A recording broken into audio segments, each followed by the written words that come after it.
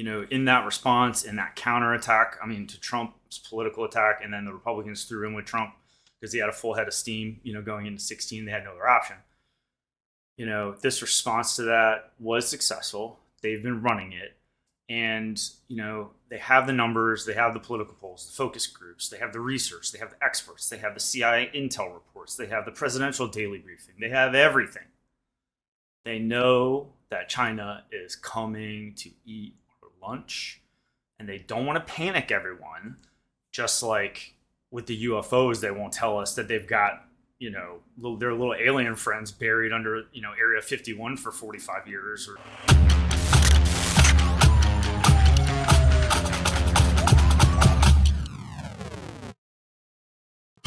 Hi, this is John, and I'm back with Real Veteran News, the news analysis show that I am planning on starting soon, which I thought would already be started by now, but we're still working on it. So, that's coming soon, but I essentially am going to be talking about the news, and the first thing that I want to talk about in the news is China, essentially this stuff that I saw this week. I think that it was in the New York Times and in Wall Street Journal, and there's some numbers coming out of China. The news says that China's economy is tanking or whatever.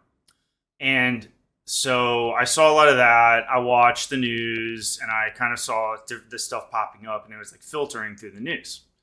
There's not really an election coming here, but what I feel is happening, and this is a little bit more like American politics stuff, but I'm just going to analyze it because we got to focus on China, what they're doing because of the military thing and everything. But this is like a political thing in America. Joe Biden is kind of like a figurehead of sort of like a political faction, basically this like elite part of the Democrat Party. And he really is their only avenue to beating Donald Trump. Now, potentially, another Republican could probably beat Joe Biden, but there doesn't seem to be any Republican that can beat Donald Trump in the primary. So, unless something weird happens, Trump holds his lead, goes into the primary, becomes the Republican nominee again, and then the Democrats already have Joe in the White House, so they're kind of stuck with him. They actually want Trump.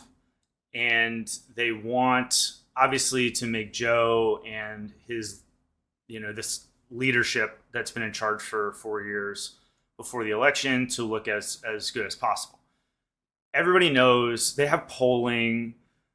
Everybody knows that China is the new boogeyman, the big looming threat, the big elephant on the horizon, right? Which apparently we didn't figure out until 18 months ago. I mean, these people have been there for thousands of years, and our country's only been here for 250 plus, whatever it is.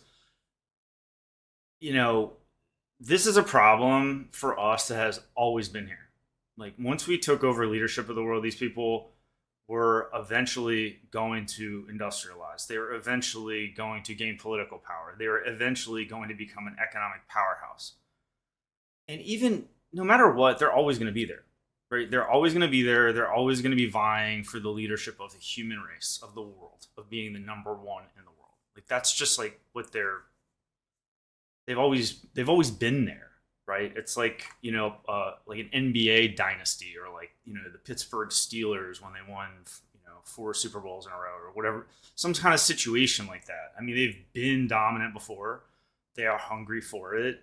They feel fully entitled to it, and they want to take it. We have to acknowledge that. But getting back to the politics here, this Democrat crew is essentially running the country. And whatever, you think of it, or however it goes, the news media is generally on their side. The news media had fun with Trump the first time, but it got Frankenstein monster got away from them.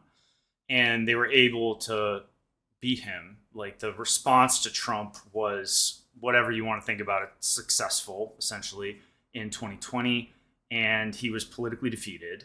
It was messy, but he was, removed from the White House. And a reliable Democrat was put back in that could essentially undo a lot of what he did. Not everything, but obviously not the Supreme Court. In that response, in that counterattack, to Trump's political attack, and then the Republicans threw in with Trump because he had a full head of steam, going into 16, they had no other option.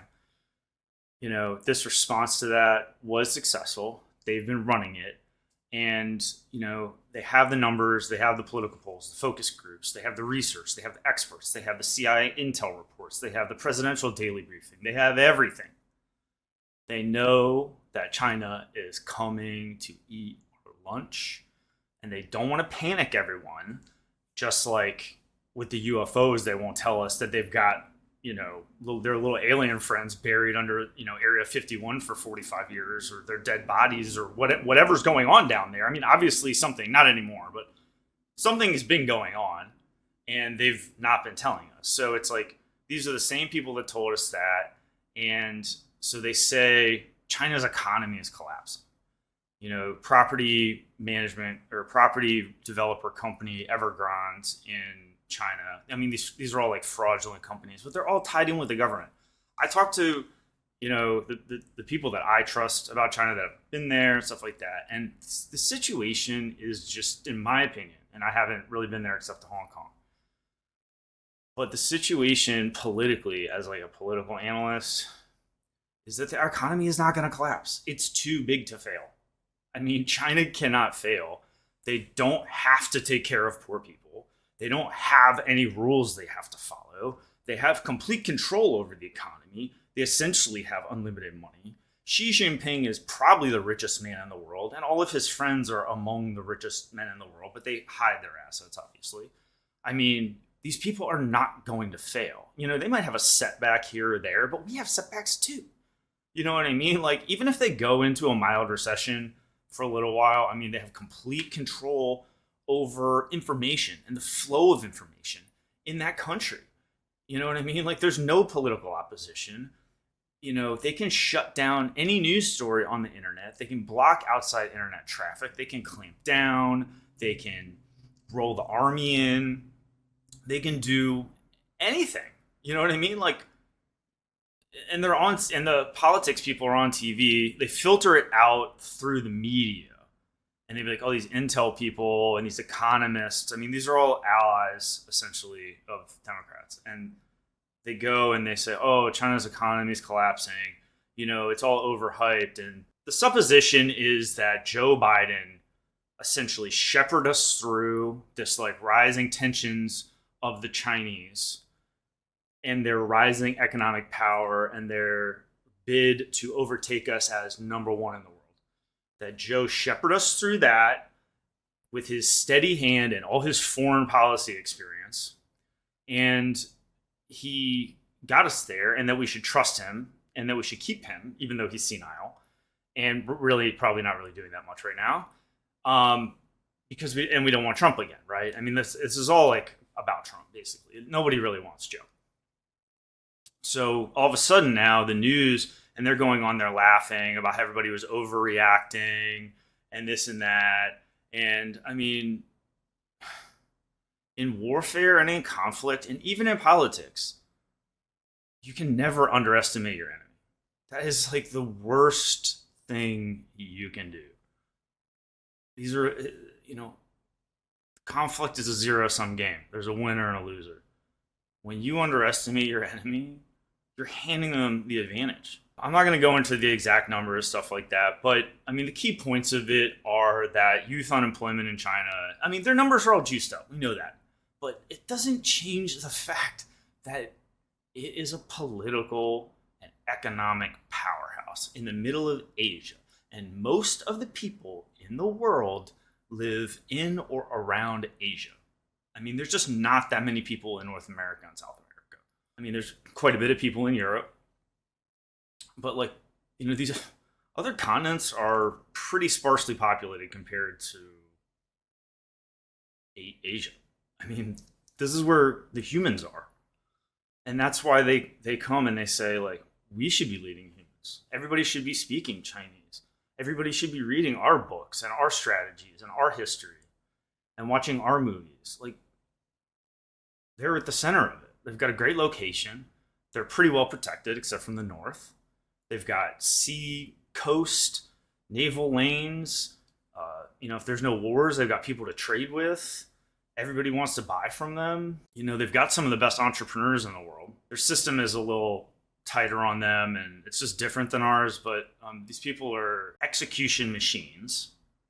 They might not always have to be the best at innovation, but they're very good at copying stuff and making it a little bit better, or making it a lot better.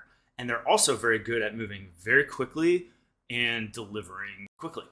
I mean, we've essentially been doing business with them for the last 40 years plus. They know how we operate. We know how they operate. I mean, at this point, and it's like an arm wrestling match. I did a video about Taiwan, and I don't want us to like fight them over Taiwan. No, I mean, it doesn't make sense. I already talked about that. A couple of things I want to talk about. I just want to update like on the situation and lay out more strategically what I'm thinking.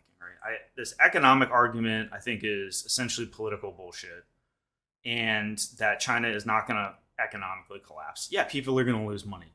Ordinary people are going to get screwed over. It's going to be a big scandal in this. Like Enron or Wells Fargo. These like nasty scandals. We have them here too.